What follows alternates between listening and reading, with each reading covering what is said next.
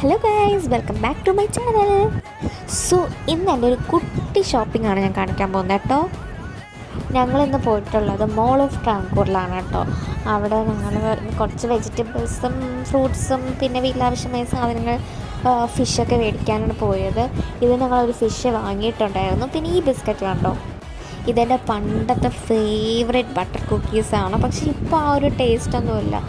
പണ്ട് ഗൾഫിൽ നിന്നൊക്കെയാണ് കൊണ്ടുവരുന്നത് എൻ്റെ അച്ഛൻ. അപ്പോൾ ഭയങ്കര ടേസ്റ്റായിരുന്നു. സോ ഇപ്പോൾ ഞാൻ അവിടെ കണ്ടപ്പോൾ വാങ്ങി, ആ ഒരു പണ്ടത്തെ ഓർമ്മയിൽ വാങ്ങി. പക്ഷേ ഒരു ടേസ്റ്റും ഉണ്ടായിട്ടില്ല.